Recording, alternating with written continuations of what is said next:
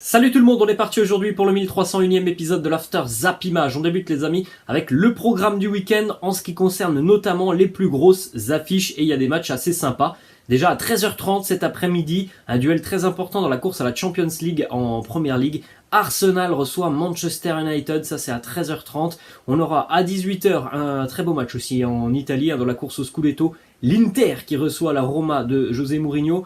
18h30, le classiqueur allemand, le Bayern qui reçoit le Borussia Dortmund. En cas de victoire, le Bayern prendrait 12 points d'avance par rapport au Borussia Dortmund et ça voudrait dire aussi pour les Bavarois le titre de champion d'Allemagne. Et puis 21h, là aussi ça peut être le match qui va couronner le Paris Saint-Germain.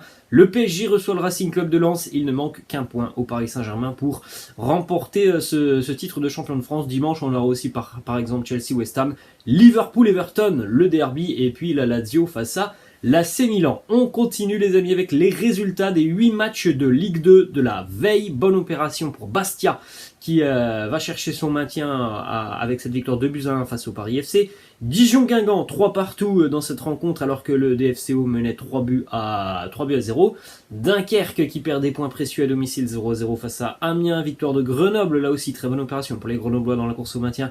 Grenoble s'impose à 0 du côté du Havre. Nancy battu 3-0 à domicile par Quevilly, on va en reparler dans quelques instants. Nîmes s'impose dans les toutes dernières secondes face à Rodez 3-2. Sochaux s'impose 1-0 à Pau et match nul entre Valenciennes et Ajaccio 0-0. Toulouse jouera lundi, Auxerre jouera cet après-midi. En cas de résultat positif pour le TFC, notamment un résultat positif qui viendrait de Caen cet après-midi, puisque Auxerre se déplace à Caen, le TFC pourrait être en Ligue 1 parce qu'il y a une différence de but assez dingue pour Toulouse. Vous pouvez jeter un petit coup d'œil au classement de la Ligue 2. Bon, on ne sait pas encore qui montera officiellement en Ligue 1 avec la deuxième position. On sait bien que Toulouse va vraisemblablement terminer champion. Après, c'est la deuxième place qui est en course. Et puis, on connaît tout le monde. Donc, on connaît toutes les équipes qui seront présentes pour les playoffs. Donc, ça sera donc de la 3e, 4e à 5e place. En bas de tableau, vous pouvez le constater, Nancy est relégué en national. Dunkerque est plutôt mal engagé. Quevilly est pour le moment barragiste et Rodez a donc perdu un point précieux hier dans le temps additionnel. Rodez pour le moment est juste au-dessus de la zone de relégation. On regarde les amis ce qui s'est passé du côté de Nancy hier. L'AS Nancy-Lorraine qui est reléguée en national. D'ailleurs ce match hier entre Nancy et Quevilly a été définitivement arrêté à la 40e minute suite à des jets de fumigène sur la pelouse. Nancy relégué en national, c'est tout de même la chute d'un club historique du football français. Une Coupe de France, une Coupe de la Ligue, 5 titres de champion de France entre la D2 et la Ligue 2. 8e de finale de C2, 16e de finale de C3.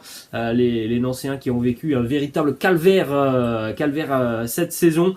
55, c'est pour la première fois en 55 ans que l'AS Nancy-Lorraine n'évoluera pas dans les 2 premières divisions du football français. Donc sur les 55 dernières années, Nancy a joué 30 saisons en Ligue 1 et 25 en Ligue 2.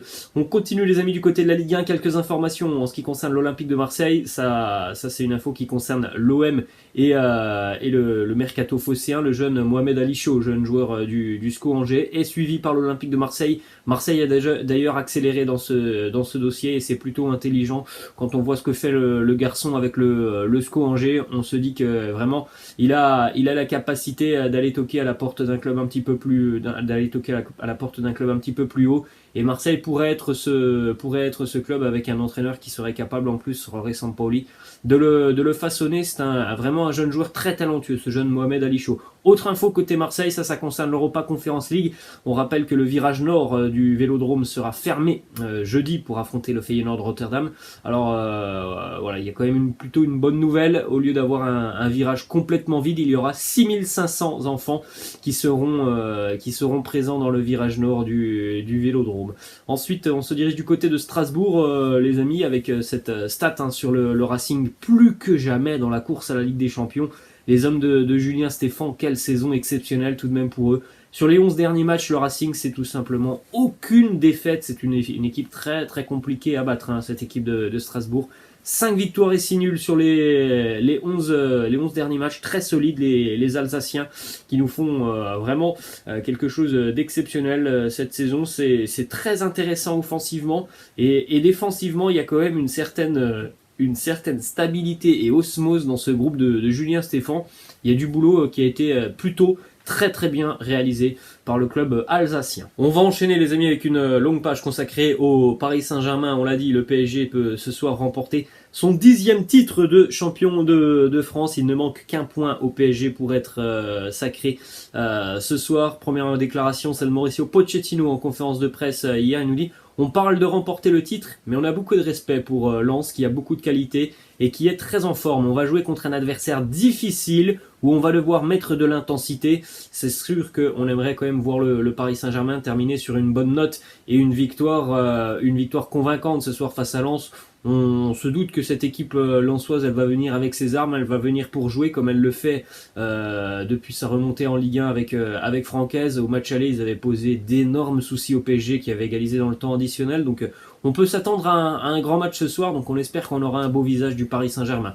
Petite information du côté du collectif Ultra Paris qui invite tous les supporters du Paris Saint-Germain à fêter le titre ce soir à partir de la 75e minute, si le score évidemment est favorable au Paris Saint-Germain à l'extérieur du stade. Ça c'est la petite particularité. Tout le monde, si imaginons le PSG mène 2-0 à la 75e et que ça sent plutôt bon le titre de champion puisqu'il ne manque qu'un point au PSG pour être champion, le collectif Ultra Paris demande à tout le monde de sortir du stade à la 75e pour célébrer ce titre sans avoir la présence des joueurs. Donc l'animosité entre les ultra parisiens et les joueurs et la direction, elle n'a pas disparu depuis quelques semaines maintenant. Donc on veut célébrer le titre, mais pas avec les joueurs. Petite information sur le groupe parisien ce soir: Lionel Messi, Marco Verratti et Presnel Kimpembe sont tous aptes pour affronter le Racing Club de Lens. En ce qui concerne Mauro Icardi, il souffre d'une lésion au niveau du quadriceps.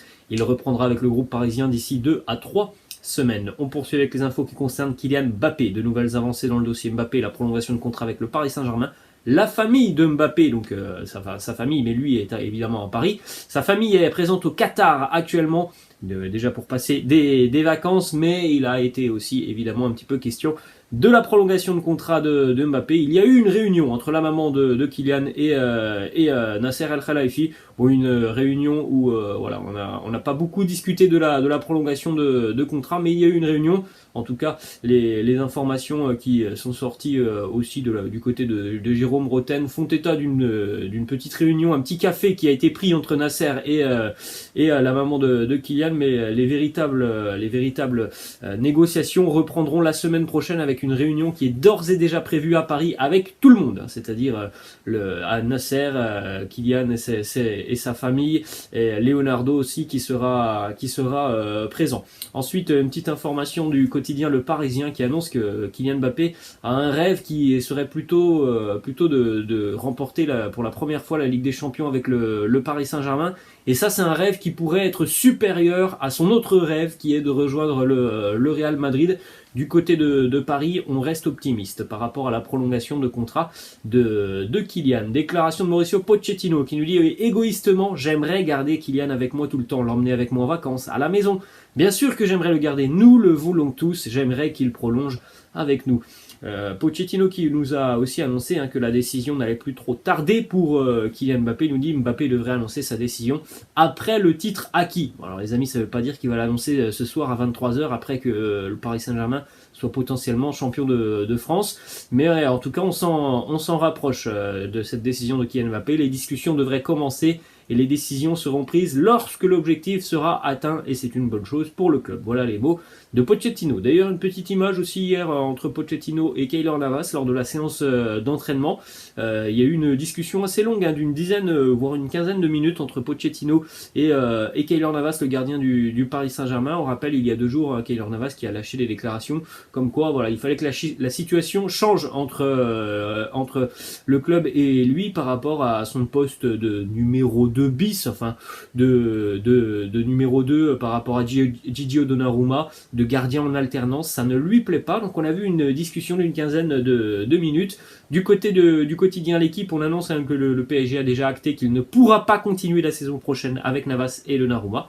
L'un des deux devra quitter le club, on en avait parlé il y a quelques jours, et voilà, on en avait dit aussi il y a quelques jours, s'il y en a un sur les deux qui va partir, c'est vraisemblablement Keylor Navas, et c'est ce qui devrait se passer l'été prochain. On poursuit les amis avec deux petites informations mercato. Côté parisien, Antonio Conte, l'entraîneur des Spurs de Tottenham, qui souhaiterait diriger le Paris Saint-Germain dès la saison prochaine. Il se montre confiant par rapport à la possibilité de succéder à Mauricio Pochettino. Donc Pochettino pour la piste Manchester United, c'est terminé pour lui, donc à voir s'il continuera la saison prochaine. En tout cas, Antonio Conte, très régulièrement depuis qu'il est arrivé à Tottenham, il nous a sorti des déclarations un petit peu surprenantes par rapport à sa continuité du côté du club londonien. Donc ça peut être une piste assez sérieuse. Autre information mercato, le quotidien L'équipe qui annonce que le PSG suit toujours attentivement la situation de Riyad Mahrez pour remplacer André Di Maria. Riyad Mahrez a encore 1 an de contrat avec Manchester City, donc on entre dans des périodes cruciales. 1 an de contrat, ça veut dire soit prolongation de contrat, soit peut-être que le club Citizen va le vendre cet été pour avoir une grosse indemnité. Mais bon, après, on sait aussi que voilà, c'est pas forcément l'argent qui va pénaliser Manchester City. Donc, il se peut aussi qu'il continue sa dernière année de contrat. C'est même très très probable et que on tente du côté de City de le prolonger sur la saison prochaine. Une petite image aperçue dans les rues de Paris, un joli graffiti pour Lionel Messi et en l'honneur de Lionel Messi aperçu dans les rues de Paris, plutôt très très joli. On se dirige maintenant les amis du côté de l'Espagne, une information qui concerne le Barça féminin. 91 648 spectateurs étaient présents hier au Camp Nou pour la demi-finale allée de la Champions League entre le Barça et Wolfsburg. C'est un nouveau record mondial dans l'histoire du football féminin. Le précédent record était déjà détenu par le Barça lors du Classico il y a quelques semaines face au Real Madrid. Le record a été battu hier avec une prestation exceptionnelle une nouvelle fois des joueuses catalanes qui se sont imposées 5-1 face à Wolfsburg lors de cette manche allée de la demi-finale de Champions League. Le Barça féminin cette saison, c'est exceptionnel. 40 matchs, 40 victoires, 197 buts inscrits, 14 buts encaissés. On continue les amis du côté de Barcelone, toujours avec cette information qui concerne Robert Lewandowski. Le Bayern qui est en train de faire pression sur le Benfica Lisbonne par rapport à Darwin Núñez. Si les Bavarois arrivent à enrôler le jeune attaquant uruguayen, eh bien la piste Lewandowski du côté du Barça pourrait devenir beaucoup plus sérieuse. Évidemment, on est conscient et on est intelligent du côté bavarois. On n'arrivera peut-être pas à prolonger Robert Lewandowski. Il va certainement quitter le club cet été. Mais du côté bavarois, on va tout faire pour trouver le remplaçant de Lewandowski avant qu'il ne quitte le club. On enchaîne les amis du côté de l'Angleterre. Le programme du week-end en PL, 34e journée, on l'a dit, 13h30, un duel très important. Arsenal-Manchester United. 16h, City Watford. On aura aussi le déplacement de Tottenham à Brentford, derby londonien à 18h30. Ce dimanche 15h, Chelsea West Ham, Liverpool Everton 17h30. Et puis par exemple on termine aussi lundi 21h le déplacement de Leeds du côté de Crystal Palace. On prend la direction de Manchester United, plusieurs déclarations. Ralf Rangnick sur son futur rôle du côté du club, il nous dit c'est important de savoir comment Erik ten Hag voit cela. Nous n'en avons pas encore parlé. On rappelle les amis que Ralf Rangnick était arrivé en tant qu'intérimaire, mais que normalement il devait continuer l'année prochaine avec un autre poste et un autre rôle. Pour le moment, il n'y a pas eu de discussion entre ten Hag, le nouvel entraîneur, et Ralf Rangnick par rapport à sa nouvelle situation. Ensuite, autre déclaration de Ralf Rangnick qui annonce donc hier quasiment officiellement que Paul Pogba ne sera plus à Manchester l'année prochaine. Il nous dit il est très probable que Pogba ne soit plus là la saison prochaine. Il a aussi annoncé que Paul Pogba allait être absent pendant quelques semaines. Autre déclaration de Rangnick par rapport à ten Hag, il nous dit pourquoi Eric ne pourrait-il pas réussir comme il l'a fait à l'Ajax. Il n'est pas question de la qualité du manager, il s'agit de changer toutes les autres choses qui ont amené le club dans la situation dans laquelle nous sommes actuellement. Du côté de Manchester, les amis, on peut critiquer Solskjaer, on peut critiquer Rangnick, c'est pas uniquement le seul problème de Manchester, hein, de ne pas avoir non plus un entraîneur avec une véritable identité. Il y a d'autres problèmes, notamment aussi sur le terrain, notamment aussi en ce qui concerne parfois le recrutement. Donc voilà, il y a beaucoup de soucis du côté de Manchester. Petite information par rapport au déplacement Arsenal cet après-midi. Raphaël Varane, Scott McTominay et Cristiano sont disponibles pour cette rencontre. Petite image d'ailleurs de Cristiano laissée sur les réseaux sociaux avec sa compagne et la jeune nouveau-né. Hein. On rappelle les événements tragiques du milieu de semaine du début de semaine pour Cristiano Ronaldo. Donc une belle petite image quand même de toute la famille réunie. Ensuite, on enchaîne les amis avec une petite information qui concerne Ten Hag par rapport à son arrivée du côté de Manchester. Il a obtenu une enveloppe de 140 millions d'euros pour le mercato. Il a annoncé que voilà, il allait être jugé sur les résultats sportifs et qu'il était tout simplement normal pour lui d'avoir son mot à dire sur le mercato, sur les transferts mancuniens. 140 millions d'euros donc pour Manchester cet été pour tenter de se renforcer. Une autre déclat de Erik ten Hag par rapport à sa gestion d'un vestiaire de stars, il nous dit « Je décide de la tâche d'un joueur. Si quelqu'un n'accomplit pas ses tâches, il en sera informé. Peu importe qui il est, je ne ferai aucun compromis sur ce point. » Donc message pour les stars de Manchester United. Il n'y aura pas de passe-droit du côté du management d'Erik ten Hag. Ensuite, on se dirige du côté de Liverpool. Les amis, une déclaration de Mohamed Salah sur une prolongation avec les Reds. Il nous dit il me reste un an. Je pense que les fans savent ce que je veux, mais dans le contrat, ce n'est pas seulement une question d'argent. Donc je ne sais pas. Je ne peux pas vous dire exactement. Ensuite, on se dirige du côté de West Ham et on va terminer avec cette information. Kurt Zouma sera jugé le 24 mai prochain pour maltraitance sur animaux après la publication d'une vidéo le montrant en train de frapper son chat. Selon la loi anglaise, Kurt Zouma risque jusqu'à 5 ans de prison. Voilà les amis, la fin de cet After Zapping. J'espère que ça vous a plu. N'hésitez pas comme d'habitude à lâcher un petit pouce bleu. N'hésitez pas non plus à vous abonner à la chaîne. Je vous laisse. Je vous dis à la prochaine. Ciao.